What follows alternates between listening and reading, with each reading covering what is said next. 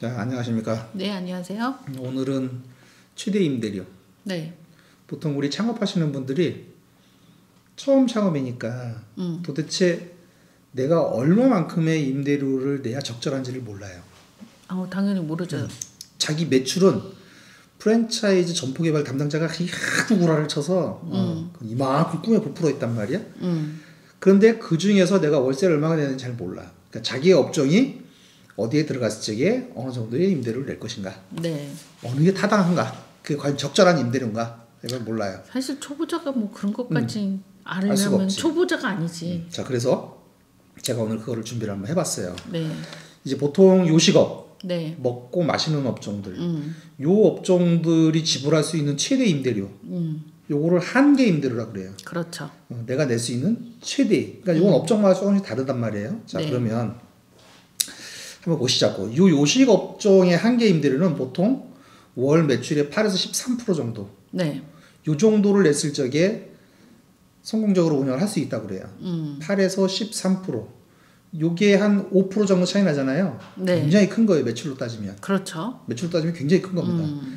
그러니까 커피도 그렇고 먹는 것도 그렇고 요거는 요식업이라고 잡은 거예요. 요식업, 커피 같은 경우에는 한계 임대료가 좀 높을 거고 우리 식당 얘는 한계 임대료가 낮을 거예요. 그러니까 이렇게 보시면 됩니다. 네. 그래서 요거를 참 설명드리기가 애매한데 요게 이제 우리 원자재 비율이 가장 낮은 커피. 요 커피 중에서도 여러분들 잘 아는 별다방, 스타벅스. 네. 옛날에는 이게 이제 그 비밀이었는데 영업 비밀이었는데 이젠 비밀도 아니에요. 보통 스타벅스가 12%에서 13%. 이제 뭐 워낙 여기서 플러스 마이너스 더 1% 왔다 갔다 할 수는 워낙 있어요. 스타벅스가 이제 여기저기 많이 있으니까 뭐 비밀로 유지하기에는. 그렇죠. 왜 그러면 걔네들은 보통 12% 13%를 잡았느냐. 네. 요게 중요한 거죠. 그렇죠. 제가 왜 커피로 예를 드냐. 우리 그 은퇴하신 분들. 네. 자기 가게에서 폼나게 커피숍 하면서 친구들하고 수다 떨고 폼나 보이고 편해 보이고. 겁나 편해 보이지? 네. 아이고, 자, 그렇기 때문에 요게 이제 각박하지 않게 월세 올려주고 뭐 이렇게 그럴 필요 없이 내 가게에서 편안하게 장사하고 싶은 게 꿈이란 말이에요. 네. 근데 이게 왜 꿈일 수밖에 없는지 내가 오늘 아주 계산을 통해서 확실하게 그 꿈을 깨줄게요. 아주 그냥 그 낭만과 꿈을 아주 확실하게 박살을 내줄게요. 왜냐면 이거는 네. 생존이에요. 전쟁이야. 그렇죠. 여러분들 전쟁터에 들어간 거예요. 이게 뭐 하와이에서 기타 팅팅 튕기면서 여유롭게 놀고 있는 게 아니에요. 창업은 곧 생존 게임입니다. 생존과 스타벅스. 그리고 요 스타벅스가 요새 기프트 카드.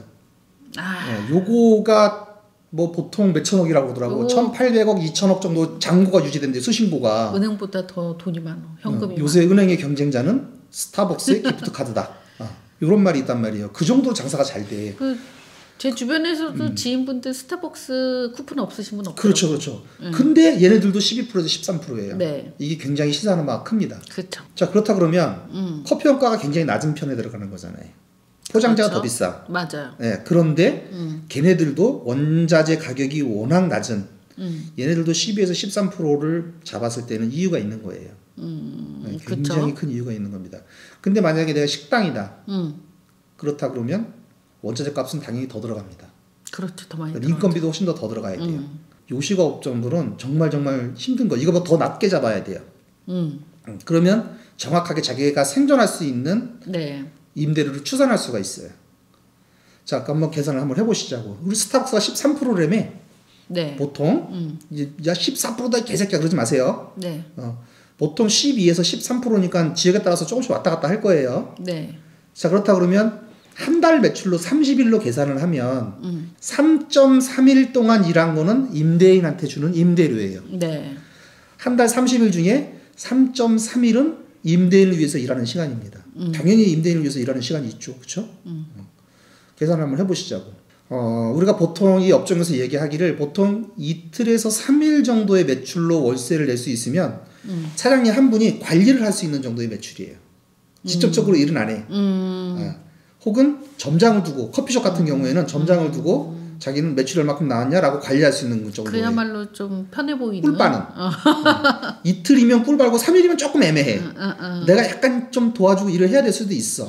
자, 그런데 3일이나 4일을 일을 해야 월 임대료를 낼 수 있다. 이때는 사장님이 반드시 들어가야 됩니다. 꼭 일을 해야 되는구나. 사장님이 내가 내 인건비 내가 일을 해서 내 인건비 가져가고 플러스 알파를 가져가는 거예요. 그래서 3일에서 4일 정도를 일해서 월세를 낸다 그러면 사장님이 자기 인건비 일하고 자기 인건비 가져가고 좀 플러스 알파. 자, 5일이 넘어가면 네. 나와 내 가족들이 일을 해야 돼요. 왜? 아르바이트를 쓰면 최저임금비를 줘야 되는데 최저임금비는 한 달에 180만 원이 넘어요. 주휴수당까지 하면 200만 시간당 만 얼마가 돼요. 네. 이 인건비를 지급을 못하니까 내 가족이 나와서 일을 해야 된다는 거예요. 자, 가족끼리 죽음의 무덤으로 들어가는 거지. 이 굉장히 힘듭니다. 노동을 열심히 해야 되는 그렇죠. 가족끼리. 네. 그러면 간신히 버텨요. 네. 자, 그런데 6일을 넘어가면 확실하게 망한 거지. 확실하게 막. 6일 동안 매출을 모아서 월세를 낸다. 그럼 확실하게 망한 거예요. 자, 그러면 임계치는 어디까지야? 보통 3일에서 4일. 요 정도 일해서 그걸 임대료로 낸다 그러면 그건 이제 죽느냐 사느냐 기로에 서 있는 거예요. 네, 요거는 성공한 것도 아니고 그렇다고 실패한 것도 아니에요. 이거는 지금 애매하죠. 일평균 임대료로 계산하는 거잖아요. 그렇죠. 우리가 평일에는 좀 뭐 업종에 따라서 평일이 잘 되는 업종이 있고 주말이 잘 되는 업종인데 지금 우리가 말하는 거는 이걸 평균으로 계산했을 그렇죠. 평균으로 때. 계산했을 적에. 그래서 보통 이틀이나서 3일 정도 하면 사장님이 편하게 하고 그다음에 플러스 알파를 가져갈 수 있고 그 이상을 넘어가면 내 가족이 나와서 최저임금보다 못한 금액을 받고 일을 해야 된다는 결론이 나오는 거예요. 그러니까 여러분들이 창업을 하기 전에 주변 아는 사람들 통해서 누구든지 아는 사람이 있잖아요. 그렇죠. 탐문을 한번 해보세요. 일 매출은 알려줘요, 대충.